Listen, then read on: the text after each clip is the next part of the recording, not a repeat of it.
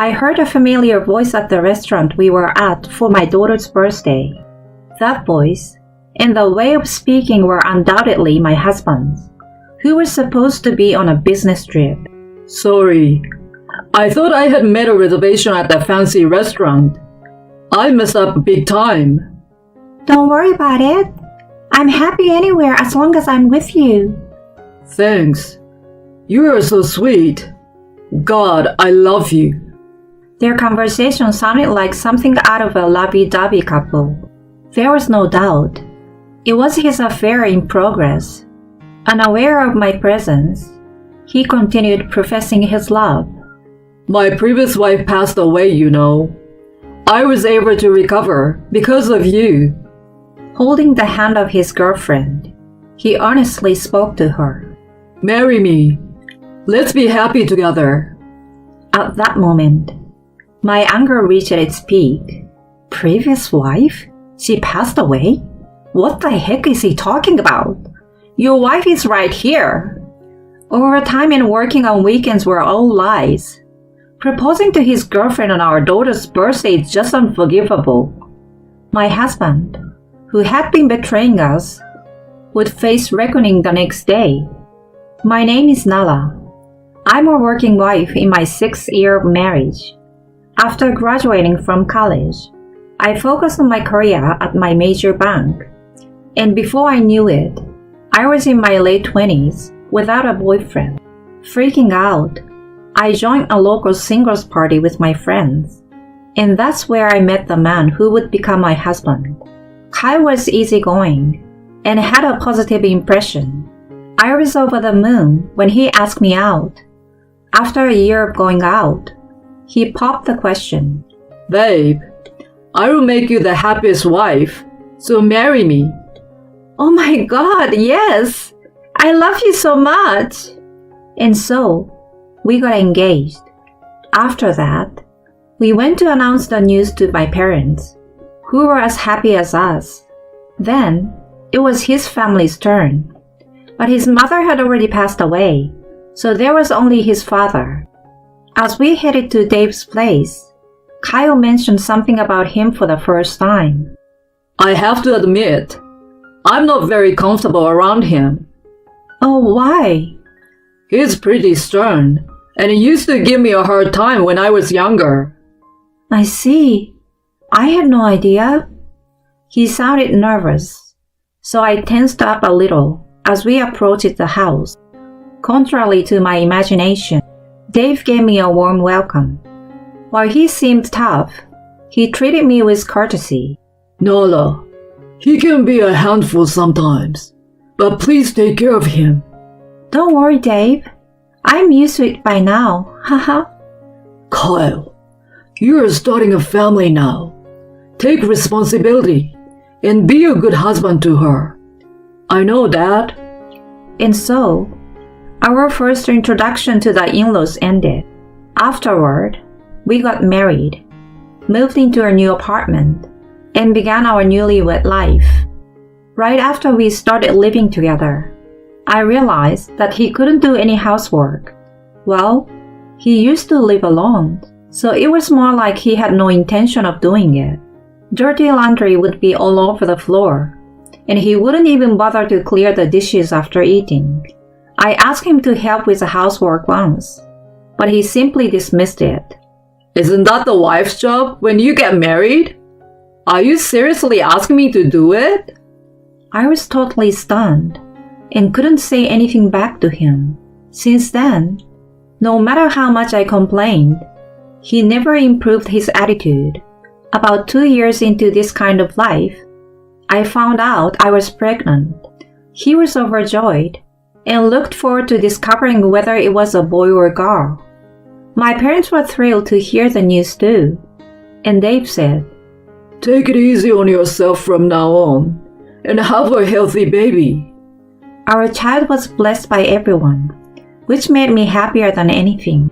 However, when my morning sickness kicked in, Kyle still didn't show any sign of helping me with housework. I was so frustrated, but I had to push myself to do the chores, no matter how unwell I felt. When I was 8 months pregnant, he surprised me with a sudden statement. Hey, hon, I'm thinking about taking paternity leave. Huh? Really? Yeah, you know my company is Scandinavian, and a lot of my colleagues are from there.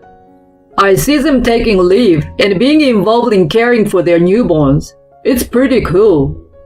As you may know, Scandinavia is one of the most advanced regions when it comes to the family support system. Learning that he was aiming to become an involved dad made me happy. Thanks, love. It means a lot to me. I was feeling overwhelmed. It would be great if you could help with babysitting and housework. Leave them to me. I believed that he would change his way once our baby arrived. I was still hopeful back then. Later, I gave birth to a healthy girl named Emma. Kyle took 3 months of paternity leave, which was scheduled to start at the same time as the baby was born. However, he still didn't do anything contrary to my expectations. He would hold Emma and coo on her. But as soon as her diaper was wet or she started crying from hunger, he would hand her over to me. Her diaper must be wet and uncomfortable. Change it for her. No way. I don't want to do something so nasty. Fine. At least vacuum then. Seriously? I don't know how to do it. So better you do it. He didn't make any effort to learn how to take care of our baby, let alone help with housework. I was exhausted after giving birth and sleep deprived from the crying baby throughout the night. While I was busy doing everything, he was just lounging at home, playing with his phone.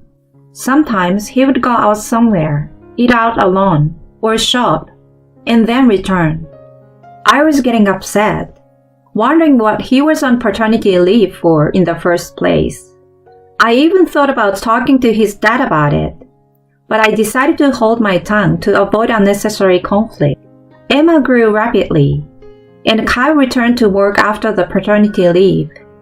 I took a year off from work and planned to put her in daycare when I started working again. Time passed, and Emma turned 3. We might have appeared to be a happy family at first glance, but my frustrations had been building up for the past few years. Kyle, as usual, wouldn't lift a finger when it came to housework and childcare. Moreover, for the past 6 months or so, he'd become increasingly busy with work, often working late on weekdays. He even claimed to have to go in on weekends, which was supposed to be the only time he could spend with Emma. Since I had been handling everything related to her, she had naturally become attached to me. Still, I thought I had to support Kyle because he was busy with work, so I somehow managed things day by day. As Emma's 4th birthday approached, I brought up an idea when he came home late one night. Hey honey, I want to talk to you about something. What? I'm tired, you know. He replied with a hint of annoyance, but I continued with a serious expression. Emma's birthday is next Wednesday. I really want us to celebrate as a family, so can you try to come home early? No way. I'm swamped with work right now. Anyway, I've got a business trip that day. Oh, come on. You've been spending no time with her for a while now. She misses you. Yeah, right. She's always glued to you, calling for her mommy. That's because you... Before I could raise my voice, he interrupted, looking annoyed. Let's drop it. I don't want to argue about this anymore. He headed off to take a shower. Left behind, I was utterly shocked. Then, Emma's birthday arrived. Kyle had gone on a business trip early in the morning. When I asked Emma what she wanted to eat for her birthday, she energetically replied, "Kids meal!" She loved it at the nearby chain restaurant. I agreed to her request, and after picking her up from daycare, we headed there. However, it was closed for renovation. Well, we have no choice. Let's go to a different location. And so, we ended up going to another one a bit farther away. The place was crowded, and we had to wait for about 20 minutes before being seated. I'm really hungry. You can eat as much as you want. We'll get some cake too. While having a conversation, I looked up, and my heart leaped out of my chest. The man sitting diagonally across with his back to us looked just like Kyle. Emma's meal was brought to her, and a pasta dish was placed in front of me. I stealthily observed the other table. Then, I overheard their conversation. I'm sorry, Monica. I made a reservation at the fancy restaurant, but I messed up the date. And now we're here. The voice and the way of speaking were undoubtedly Kyle, who was supposed to be on a business trip. Then a woman, referred to as Monica, said, Don't worry about it. I'm happy anywhere as long as I'm with you. Thanks. You are so sweet. I was sure it was the scene of his affair. I operated my phone nervously and pressed the record button. His voice was being recorded on the phone. I had planned to have this conversation in a proper restaurant, but... What is it? As you know, my previous wife passed away. I was able to recover because of you. Oh, baby. Holding her hands, he said with a serious tone. So Monica Reed, marry me. Let's be happy together. Her eyes welled up as she responded. Kyle, let's be happy together for your previous wife's sake too. At that moment, my anger reached its peak.